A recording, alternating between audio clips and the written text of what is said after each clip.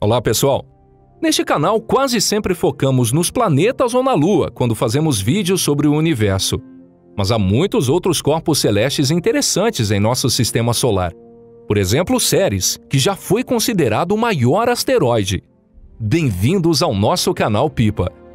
Neste episódio, queremos falar sobre a existência ou não de vida em Ceres, de onde surgiram os muitos vulcões que existem lá e por que era chamado de maior asteroide. E aí, ficaram curiosos? Então, hora de começar!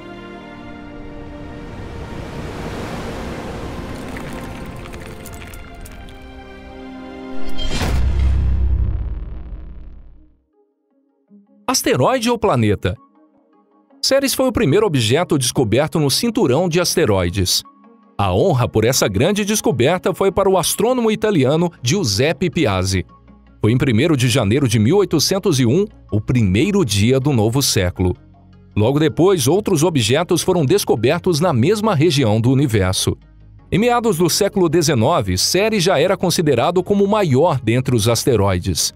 No entanto, nos séculos 20 e 21, quando os cientistas começaram a debater seriamente a definição do termo planeta e asteroide, o status de Ceres também foi posto em questão. Como todos sabem, esta controvérsia foi resolvida em 2006, com a desclassificação de Plutão. Mas, ao mesmo tempo, não são muitas as pessoas que sabem que a classificação de Ceres foi atualizada. De acordo com a decisão da União Astronômica Internacional, sigla de IAU em inglês, para ser considerado um planeta, um corpo celeste precisa preencher várias condições. A primeira condição é que ele deve orbitar diretamente em torno de uma estrela e não deve ser um satélite de outro planeta. A segunda condição é que ele deve manter uma forma esférica e ter massa suficiente capaz de excluir um outro grande corpo celeste na sua própria órbita e em seu entorno. E a terceira condição é que ele não pode ter atingido uma massa na qual a reação termonuclear comece a partir do seu núcleo. Porque, caso contrário, seria classificado como uma estrela. Por isso, um novo termo foi introduzido para denominar objetos que preenchem algumas dessas condições.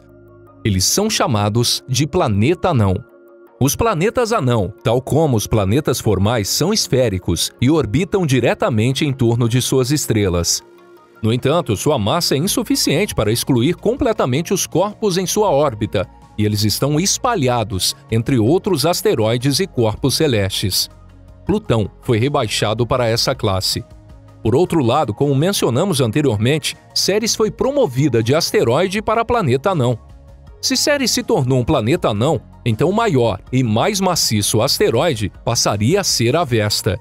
No entanto, é aqui que entra em jogo a chamada inércia cognitiva. Ainda hoje, muitos cientistas se referem a Ceres como o maior asteroide e por isso até criaram um nome duplo especialmente para ela, Planeta Anão Asteroide. Mas nós não concordamos totalmente com essa opinião. Achamos que a melhor maneira é aceitar a classificação de Ceres como um planeta anão, tal como determinado pela União Astronômica Internacional. Concordamos em parte com o fato dela ser o maior e mais maciço objeto no cinturão de asteroides. Isto é um fato totalmente comprovado.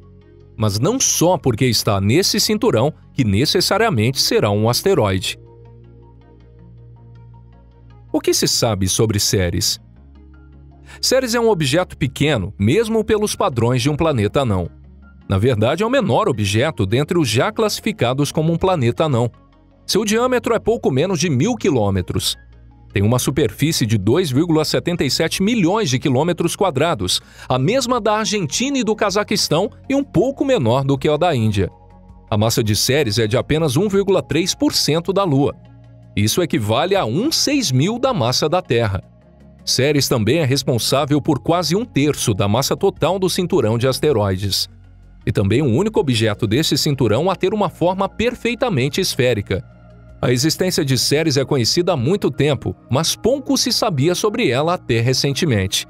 Observações dessa quase-planeta foram feitas principalmente com telescópios e foi considerado por muitos como apenas um aglomerado de pedras, sem causar muito interesse nos cientistas. Só recentemente começaram a perceber que não era bem assim. Por exemplo, foram descobertos vestígios de vapor de água em Ceres em 2014. Isso é algo diferente do considerado normal. A gravidade em Ceres é muito fraca para sustentar uma atmosfera. Portanto, é claro que não há maneira de existir um oceano em sua superfície. Tal descoberta poderia fornecer provas da existência de um oceano sob Ceres, tal como aconteceu antigamente na Europa. A partir de fevereiro de 2015, 2 estranhas manchas brancas brilhantes foram descobertas na superfície de Ceres. Mas na época, a identidade dessas manchas não pôde ser determinada. Felizmente, a sonda Dawn já estava a caminho de Ceres na época. Logo depois, a sonda fotografou com sucesso Ceres pela primeira vez. Isso nos permitiu saber mais profundamente a respeito dessas manchas brancas. Os resultados mostraram que o número de manchas brancas era bem maior. Também se verificou que essas não eram manchas isoladas, mas sim um vasto aglomerado delas. O maior delas foi denominado pelos cientistas como ponto 5. O ponto 5 está localizado em uma cratera de impacto chamada Okator, que tem cerca de 80 quilômetros de diâmetro. O ponto 5 consiste em uma grande mancha branca chamada Cerealia Facula, que fica no centro da cratera do lado ocidente, e um outro conjunto de manchas brancas chamadas Vinalia Faculae, na parte do extremo leste. Este aglomerado foi pesquisado de forma mais intensa e foi constatado que o componente das manchas brancas era formado de carbonato ou bicarbonato de sódio. Se puder usar um pouco, diria que é o mesmo que refrigerante comum que nós temos em casa. Isso, é claro, não significa que os extraterrestres espalhem refrigerante pelo planeta não, na tentativa de cozinhar alguma coisa. Essa substância só é produzida onde há água. Isso significa que essa é mais uma prova da existência de água em Ceres. A sonda espacial Dawn também descobriu uma montanha em Ceres. Essa montanha foi nomeada Aruna Mons. No momento é considerada como o ponto mais alto em Ceres. A Aruna Mons tem pelo menos 4 quilômetros de altura e a montanha está completamente coberta de gelo. Tudo indica que ela eclodiu várias vezes no passado e recentemente também. E parece que a montanha expeliu água ao invés de lava.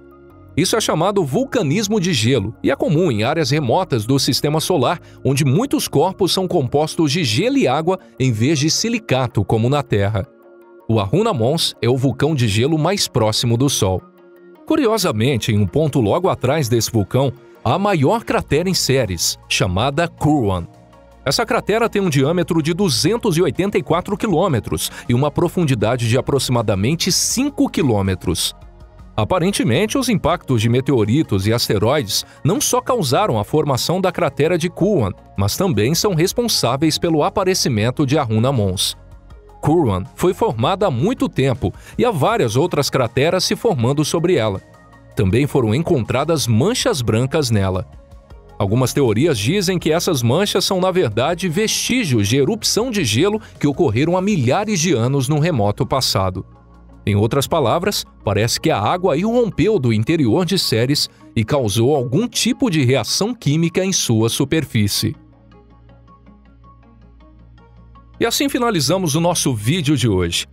Obrigado a todos pela companhia. Espero que você tenha gostado. Eu vou fazer um pequeno resumo do que nós aprendemos hoje. Descobertas recentes revelaram fatos extremamente interessantes sobre a superfície e estrutura interna da distante Ceres. A razão para acreditar nisso é que estudos mostram ser quase certo a existência de um oceano sob Ceres, ou pelo menos um manto de gelo com vários lagos repletos de água líquida. Acredita-se que nesse mar tenha havido um alto índice de sal marinho. Possivelmente, algum dia os estudos poderão encontrar e assim provar a existência de moléculas orgânicas e outras formas de vida por lá também. Tudo isso poderá ser revelado pela próxima missão de pesquisa geológica em Ceres. Certamente devem estar nos esperando algumas descobertas surpreendentes nesse intrigante planeta anão. E por favor, não esqueçam de curtir e se inscreverem no nosso canal para não perderem assuntos tão interessantes como esse.